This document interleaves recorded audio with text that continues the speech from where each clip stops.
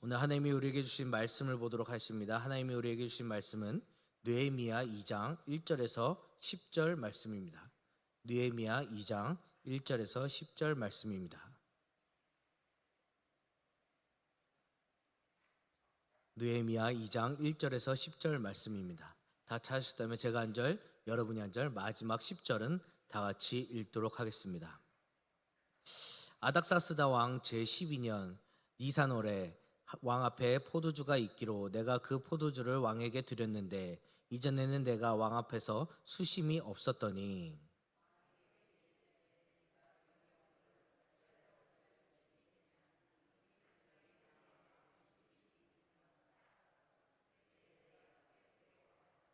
왕께 대답하되 왕은 만세수를 하옵소서. 내 조상들의 묘실이 있는 성읍이 이제까지 황폐하고 성읍이 불타사오니 내가 어찌 얼굴에 수심이 없사오리까 하니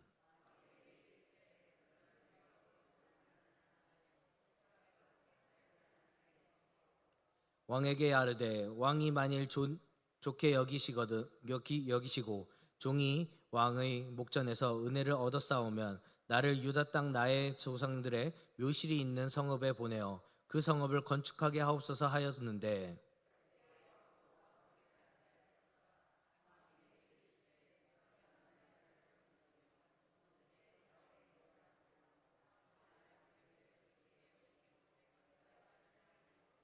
내가 또 왕에게 아뢰되 왕이 만일 좋게 여기시거든 강 서쪽 총독들에게 내리시는 조서를 내게 주사 그들이 나를 용납하여 유다에 들어가기까지 통과하게 하시고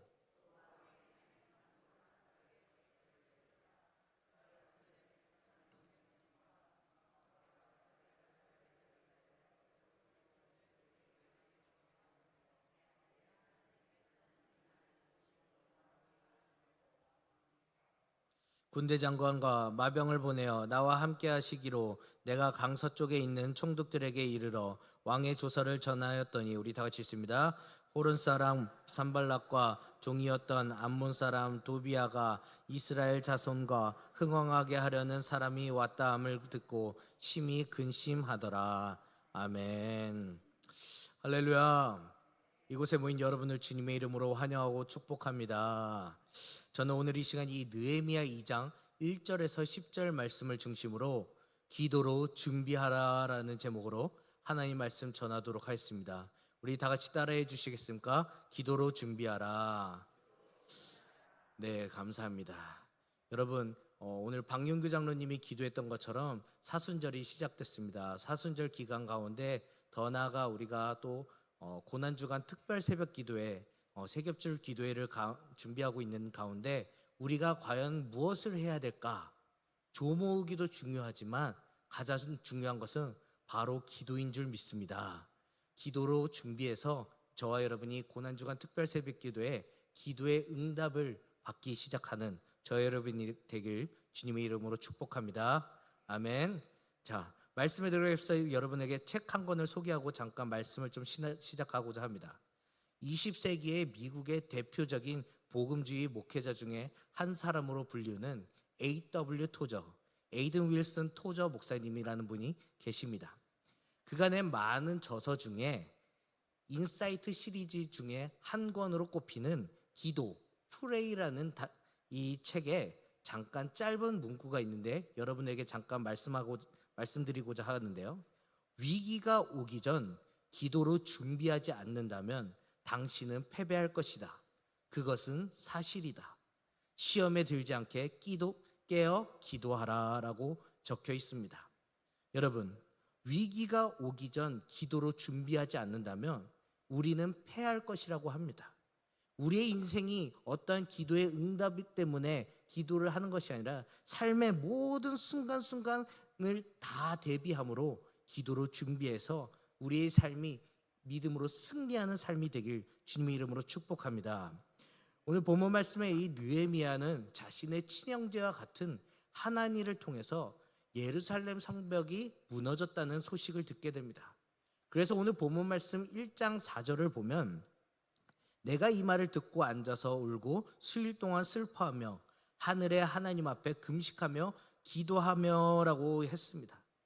느헤미야는 문제를 두고 금식하며 통곡하며 기도했다는 것입니다. 여러분, 우리 또한 마찬가지예요. 어떤 일이든지 간에 기도로 준비하며 나아가야 됩니다. 기도는 하나님과의 대화이자 또 기도 응답은 하나님의 뜻이고 또 기도의 응답은 하나님이 이뤄가시는 방법이기도 하기 때문입니다. 그렇다면 오늘 본문 말씀을 통하여서 느헤미야는 어떻게 기도로 준비하였기에 기도의 응답이 이루어졌을까요? 첫째로 우리 PPT 보고 한번 읽어볼까요? 다 같이 읽습니다. 첫째로 기도 중간에 마음의 확신이 왔을지라도 그것이 현실로 이루어질 때까지 계속해서 기도했기 때문입니다. 네, 감사합니다. 제가 다시 한번 읽겠습니다. 기도 중간에 마음의 확신이 왔을지라도 그것이 현실이 이루어질 때까지 끝까지 기도하였기 때문에 느헤미야의 기도는 응답이 되었다는 것입니다. 오늘 본문 말씀 1절 우리 다 같이 한번 읽어볼까요? 읽습니다. 시작. 아닥사스다 왕 제12산월에 왕 앞에 포도주가 있기로 내가 그 포도주를 왕에게 드렸는데 이전에는 내가 왕 앞에서 수심이 없었더니. 아멘. 느헤미야가 기도한 때 그 1장 1절을 보면 아닥스다 왕 제12년 기슬르월이라고 합니다. 이 기슬르월은 따지고 보면 현대로 따지면 12월 초순 정도 돼요. 그런데 오늘 본문 말씀 1절에 뭐라고 합니까? 니산월이라고 해요. 니산월. 이 니산월은 바로 4월 정도 된다고 하는데요. 따지고 보면 이 느헤미야가 처음부터 지금까지 기도한 기간이 4개월 정도 걸린 셈이라는 거예요. 그런데 놀랍게도 오늘 본문 말씀은 어떤 것이냐? 기도 응답이 시작되는 그 날이라는 거예요. 다시 말씀드리자면 기도를 시작하고 4개월이 되었을 때 기도 응답이 이루어지기 시작했다는 것입니다. 그렇다면 그 기도의 응답은 또 어떻게 왔을까요? 2절에 보면 왕이 내게 이르시되 내가 병이 없거늘 어찌하여 얼굴에 수심이 있느냐? 이는 필연 내 마음에 근심이 있으리로다 하더라. 그때 내가 크게 두려워하며 라고 했습니다. 이 여느 때와 같이 느헤미야는 아닥스다 왕 앞에서 술을 따르게 되는, 포도주를 따르게 되는 일을 하고 있었는데요. 그런데 어느 날 왕에게 이렇게 술을 따르는데 그의 표정이 다른 날과 다른 거예요. 온갖 걱정과 근심이 가득해 있는 거예요. 그래서 아닥사스 왕이 묻습니다. 너 얼굴에 왜 이렇게 표정이 근심이 많으냐? 그러자 이 느헤미야는 솔직하게 두려워하며 이야기를 합니다. 예루살렘의 성벽이 무너졌고 내가 그 성벽을 세우고자 합니다. 그런데 여기서 중요한 것이 무엇이냐면 두려워하였대요.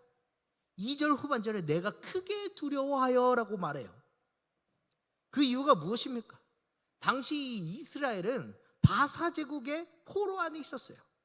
그런데 포로 중에 한 사람인 그 느헤미야가 왕이시여 내가 예루살렘의 성벽을 재건하고 싶습니다. 이 뜻은 무엇입니까? 아닥사스다 왕을 향한 반역이라는 거예요. 내가 너희들과 공격할 테니까 그 진지를 내가 만들겠습니다. 이 뜻이라는 거예요. 그러니까 그 피해가 고스란히 이스라엘 백성들에게 돌아올까봐 이 느헤미야는 두려워하며 이야기했다는 거예요. 그런데 여러분, 그 두려움도 하나님께서는 역전의 은혜를 바꾸셔서 그의 마음을 헤아린 아닥사스 왕이 뜬금없이 예루살렘으로 가서 성벽을 재건할 수 있도록 허락했다는 것입니다. 여러분, 오늘 하나님이 우리에게 주신 메시지가 무엇입니까? 그것은 기도하면 즉시 응답이 올 때도 있지만 어떤 때는 기다릴 때 응답하시기도 하신다는 겁니다. 하박국 2장 3절을 보면 비록 더딜지라도 기다리라. 지체되지 말고 정령 응하리라라고 말하였습니다. 그리고 기도 응답이 올 때까지 끝까지 쉬지 말고 기도하라는 거예요. 설사 기도 중간에 마음에 확신이 왔을지라도 그것이 현실로 이루어지는 그때까지 기도를 멈추지 말라는 거예요. 우리가 잘 아는 열왕기상 18장에 보면 엘리야 선지자와 이제 바알 선지자를 따르는 사람들과 이제 기도 싸움하는 그런 장면이 있어요. 그 중에 한 사건이 무엇이냐면 그 먹구름이 오는, 비가 내리는 그 사건이 있는데요. 그 사건을 어떻게 보냐면 3년 동안 닫힌 하늘 문을 끝까지 기도하였고 기도 응답이 이루어질 때까지 기도하니까 그 닫힌 하늘 문이 3년 만에 비가 내리는 놀라운 역사가 일어났습니다. 에스겔 36장 37절을 보면 주 여호와께서 이같이 말씀하셨느니라. 그래도 이스라엘 족속이 이같이 자기들에게 이루어주기를 내게 구하여 할지니라. 내가 그들의 수요를 양떼같이 많아지게 하려되라고 했습니다.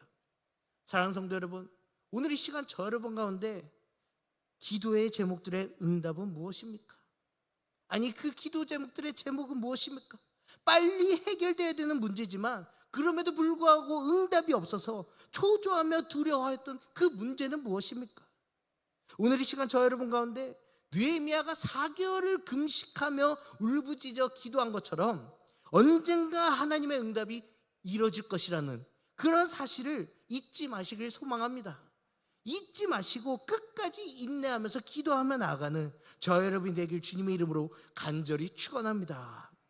그렇다면 또 느헤미야는 어떻게 기도를 준비하였기에 기도의 응답이 이루어졌을까요? 둘째로 기도를 생활화하였기 때문입니다. 우리 다 같이 따라해 주시겠습니까? 기도를 생활화하였기 때문입니다. 네, 감사합니다. 이 수백 년 전 프랑스의 작은 수도원에서 설거지를 하던 한 수사가 혁신적인 뭔가를 시도하기 시작했다고 합니다. 그것은 매 순간 하나님의 임재를 의식하는 실험이었는데요. 그는 어떠한 큰 팀을, 성도들을 꾸려서 인도하는 적도 없었고 또 어떠한 그 유명한 학위를 가지고 있는 사람도 아니었어요. 단지 한 수도원에서 그냥 늘 설거지만 하던 그러한 낮고 낮은 사람이었습니다.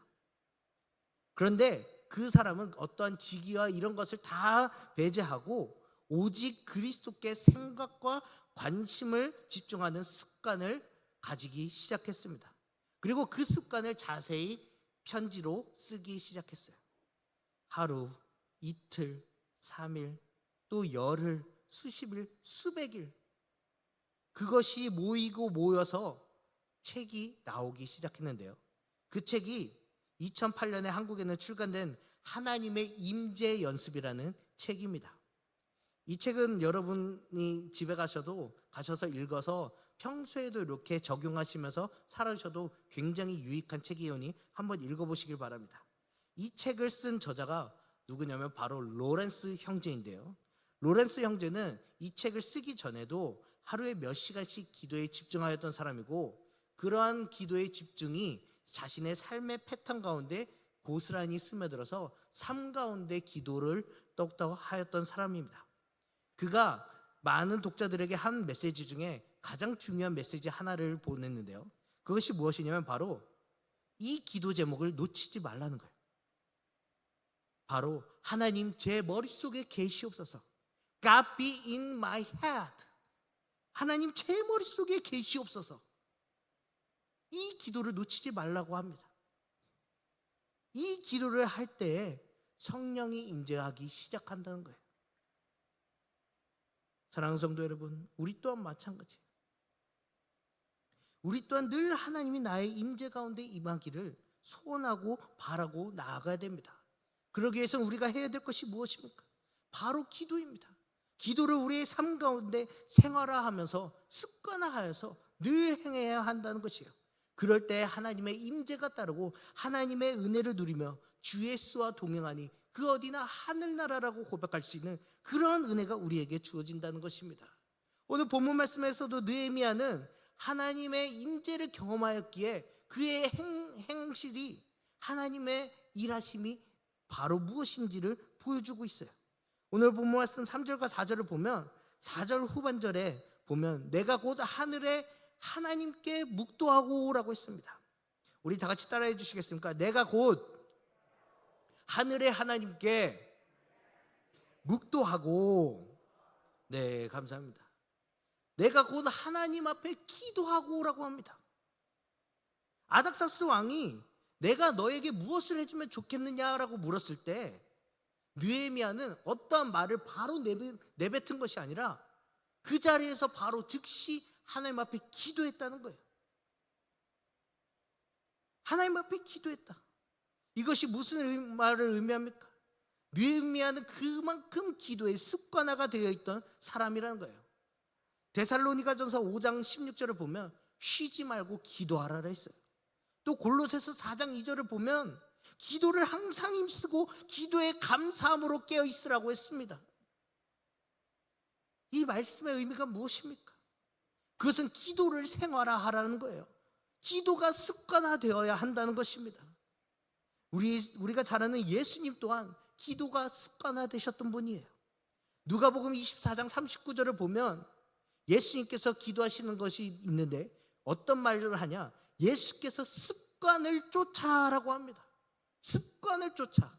예수님 또한 기도하는 습관이 있어서 습관을 쫓아 감람산에 올라가서 기도하셨다는 거예요. 저는 여러분이 기도가 습관화되길 소망합니다. 꼭 일정한 시간을 정해놓고 일정한 장소에서 기도하는 것, 이것부터 되어야 됩니다. 제가 올해 1월에 신년 말씀 기도회 때 이제 감동받은 것이 있어서 최대한 지키려고 하는 것이 있습니다. 그것이 무엇이냐면 최대한 교회에 일찍 와서 하루의 첫 시작을 기도하고 사무실에 들어가자. 제가 매일 지키지는 못했지만 그래도 계속해서 지키려고 하는 그 노력이 있었어요. 그러다 보니까 하나님과의 관계에서도 이전에 답답하고 묶여있던 것들이 조금씩 풀어지기 시작하는 거예요. 여러분, 늘 어느 한 시간에 정해놓고 한 장소를 정해놓는 것이 기도의 시작입니다. 오늘 이 시간 저 여러분이 그런 기도의 훈련을 한번 해보시길 소망합니다. 내가 집에 어느 한 곳에서 방 한켠에 내가 그 드레스룸에 내가 그 자리를 기도의 자리로 정하겠습니다. 저녁 9시에 내가 그 자리에서 기도하겠습니다. 그렇게 결단하고 기도하는 습관을 가져야 된다는 것이에요. 오늘 그 습관이 있으니까 느헤미야 또한 달랐다는 거예요. 느헤미야는 그냥 왕이 너가 무엇을 필요하냐 했을 때 함부로 말하지 않았어요. 여러분, 기도하는 자는 함부로 말하지 않아요. 나를 통해 하나님이 하고자 하시는 말씀이 무엇인지 묻고 나아가기 때문에 함부로 말하지 않아요. 그래서 우리가 기도하며 간구할 때 빠지지 말아야 될 두 번째가 무엇이냐면 하나님 나에게 지혜를 주시옵소서, 지혜를 부어주시옵소서. 하나님과의 인격적인 교제와 하나님과의 대화가 자주 일어날 때 이루어질 수 있는 일이기 때문에 이렇게 기도를 늘 해야 된다는 것입니다. 오늘 이 시간 저와 여러분이 결단하길 소망합니다. 어느 시간 어느 장소에 꼭 하나님과 기도하는 시간을 맞추겠노라고 결단하길 소망합니다. 그 결단과 행함이 곧 기도로 준비하여 기도의 응답이 이루어질 수 있는 첫 시작임을 믿고 의지하며 나아가는 저 여러분이 되길 주님의 이름으로 간절히 축원합니다. 그렇다면 또 느헤미야는 어떻게 기도로 준비하였기에 기도의 응답이 이루어졌을까요? 셋째로 우리 다 같이 읽어볼까요? 시작. 기도와 응답에 대한 실질적인 준비를 해라. 아멘. 오늘 본문 말씀 7절 한번 읽겠습니다. 7절 읽습니다. 시작.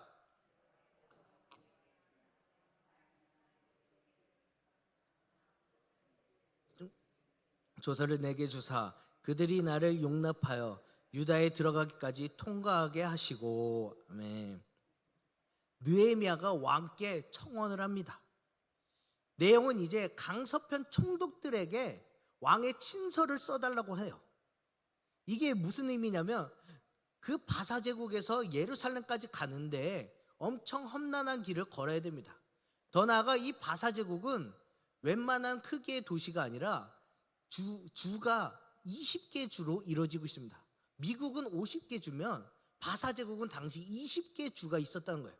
그러니까 미국의 반이라고 생각해보고 가는 길마다 이제 통행권을 냈어야 됐어요. 근데 여러분 생각해 보시죠. 왕의 친서가 있으면 그 통행권은 어떻게 됩니까?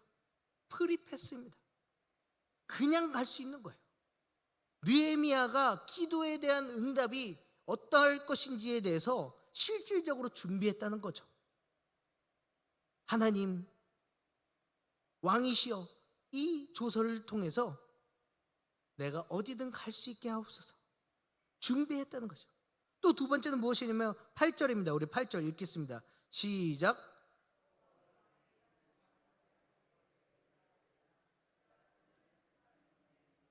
성곽과 내가 들어갈 집을 위하여 들보로 쓸 제목을 내게 주옵소서 하매 내 하나님의 선한 손이 돈을 두시며 왕이 허락하고. 아멘.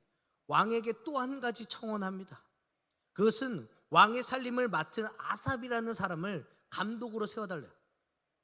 감독으로 세워주고 그 사람이 성전 재건과 성벽 재건과 성문을 만드는 데 필요한 그 목재들 있죠. 목재들을 다 달라고, 필요한 목재들을 다 달라고 요청했다는 것이에요. 여러분, 느헤미야는 주도 면밀한 계획과 준비성을 가지고 있었어요. 느헤미야는 단순히 기도할 때 믿습니다 하고 기도로 끝난 것이 아니에요. 기도하면서 하나님이 응답해 주실 때 내가 어떻게 할 것인지 사전에 철저히 준비했다는 거예요. 여러분, 기도와 준비는 둘 다 꼭 필요합니다. 어떤 사람은 기도는 열심히 해요. 근데 준비성이 하나도 없어요. 반대로 어떤 사람은 준비성은 엄청 좋아요. 그런데 기도를 하지 않아요. 둘 다 틀린 거예요. 기도하면서 준비가 되어 있어야지만 하나님께서 이뤄주시고 행할 수 있습니다. 사랑하는 성도 여러분, 오늘 이 시간 저 여러분 가운데 기도와 준비성을 갖추길 소망합니다. 아멘입니까? 그렇다면 실질적으로 이제 느헤미야가 오늘 본문 말씀을 통해서 실질적으로 준비한 것이 무엇일까요? 8절을 보면 느헤미야는 마지막 절에 내 하나님의 선한 손이 나를 도우심으로 왕이 허락하고 라고 했습니다. 느헤미야의 준비성 첫 번째는 주권을 믿었다는 것입니다. 주권을 믿었다. 우리는 여기서 다시 한번 느헤미야의 신앙관을 볼 수 있어요. 느헤미야는 철저하게 하나님 앞에 하나님을 신뢰했다는 거예요. 모든 것이 다 하나님 손 안에 있음을 믿었습니다. 다시 말해서 하나님의 절대 주권을 믿었다는 거예요. 여러분, 지금 상황에서는 왕에게 요청한 것뿐이지만 그 왕을 움직이는 것도 하나님이고 그 왕이 다른 총독들에게 그 편지를 한 것도 다 하나님의 뜻이라고 느헤미야는 믿었다는 거예요. 여러분, 하나님께서는 인간의 흥망성쇠를 또 생사화복을 주관하십니다. 하나님의 절대 주권을 믿는 사람들은 어떤 일이 잘 되어도 교만하지 않아요. 오히려 겸손하게 하나님 앞에 영광을 돌립니다. 느헤미야는 그것을 알았어요. 그래서 제 아무리 왕이 다 할지라도 그것을 주관하시는 분은 하나님이시구나라는 것을 그는 믿었다는 것입니다. 오늘 이 시간 저 여러분 가운데도 느헤미야의 준비성처럼 하나님의 주권을 믿고 나아가는 저 여러분이 되길 주님의 이름으로 간절히 축원합니다. 그렇다면 또 느헤미야의 준비성 두 번째는 무엇일까요? 바로 원수마귀를 기도와 말씀으로 이겨냈다는 것입니다. 오늘 본문 말씀 10절 읽겠습니다. 10절 읽습니다. 10절 시작. 호론 사람 산발락과 종이었던 암몬 사람 도비아가 이스라엘 자손을 흥왕하게 하려는 사람이 왔다함을 듣고 심히 근심하더라. 아멘. 이 당시 가나안 지역은 산발랏이라는 총독이 다스리고 있었습니다.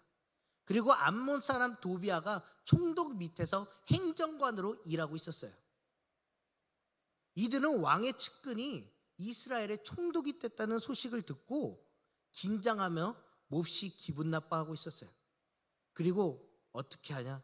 느헤미야가 성벽을 재건하지 못하게 괴롭히기 시작했습니다. 여러분, 이것이 무엇을 의미합니까?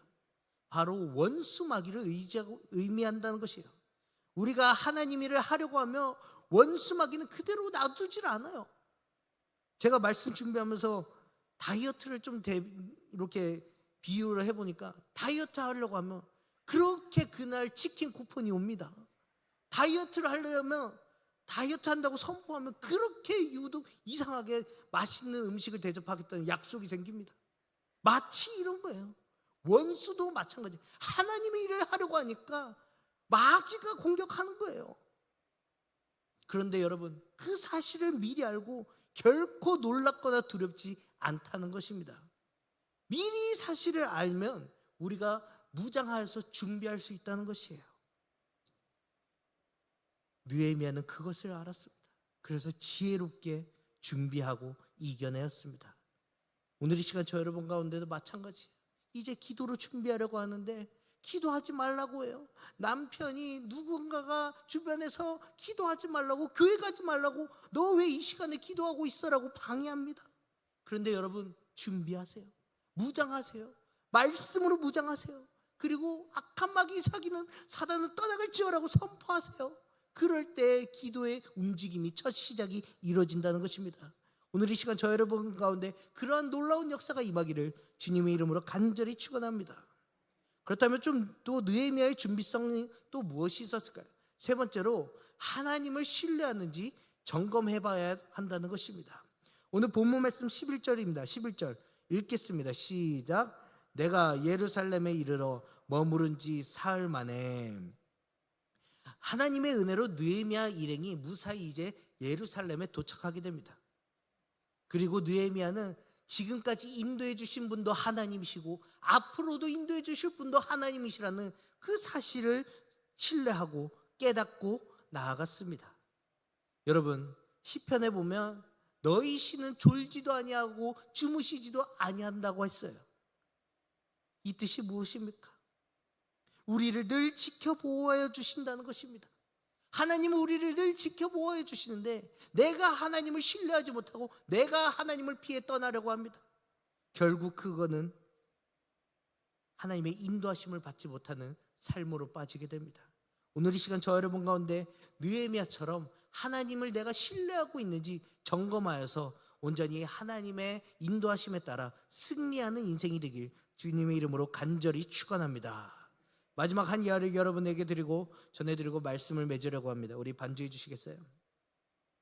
준비에 대한 한 이야기인데요, 이 히틀러의 극우 민족주는 600만 명의 그 유태인 학살이라는 전대미문의 학살을 행하였습니다. 이 당시 유태인 수용소에는 수많은 유태인들이 아무런 죄도 없이 끌려와서 가스실로 끌려가 죽기도 하였습니다.